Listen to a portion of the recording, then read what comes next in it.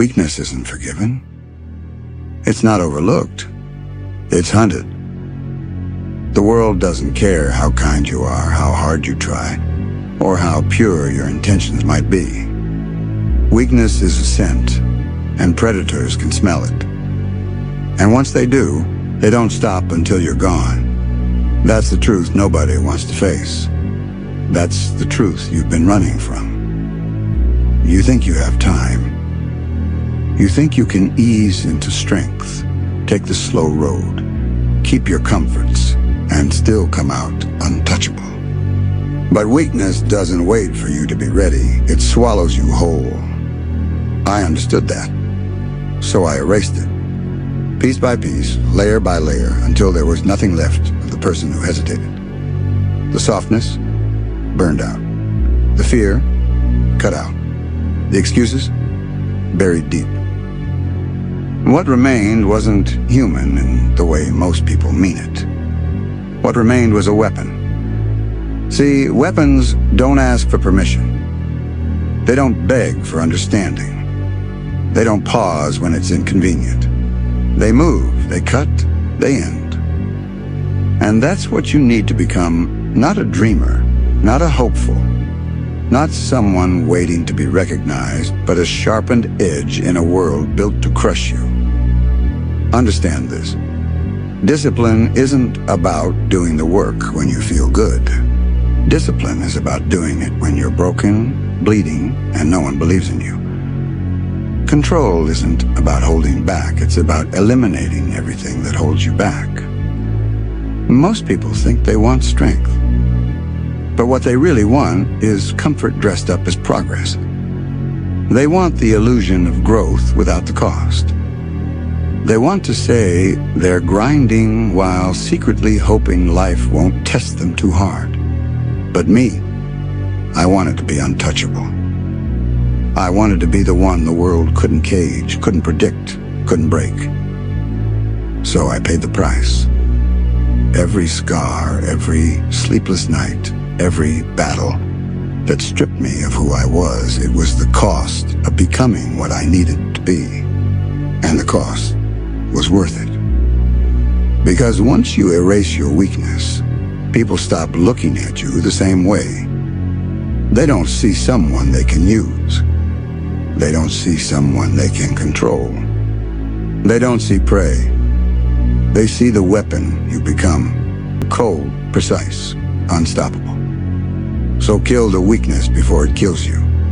Cut it out without hesitation. Drown the voice that tells you to wait, to slow down, to play safe. Because safety is just another word for slow death. And when it's done, when the old you is gone and the new you stands in its place, you won't need to announce it. You won't need to prove it. They'll feel it. In the silence when you enter a room. In the way their eyes shift when they realize they're standing in front of someone who's not a person anymore, but a blade that decided to walk. I erased my weakness. And what's left is something you can't stop. Not today, not ever. What you don't understand is this: when you carve out weakness, you carve out hesitation. And when hesitation is gone, you stop thinking like prey. You start thinking like a predator. Predators don't explain themselves. They don't apologize for existing. They don't ask the world for space. They take it. And the truth? The strong don't seek battles. They are battles.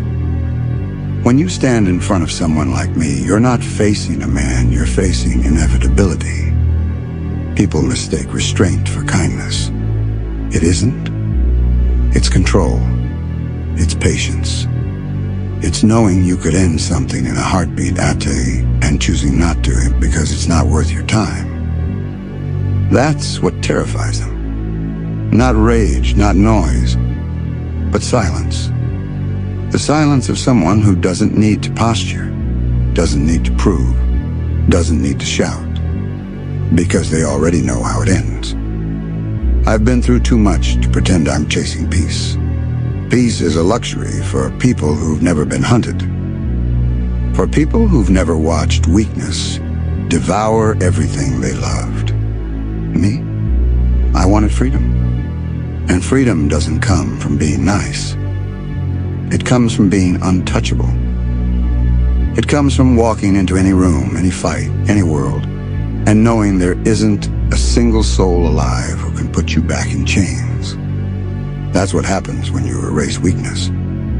You stop living like a man who hopes to win. You start moving like a man who can't lose. Every scar on me is proof not of survival, but of conquest.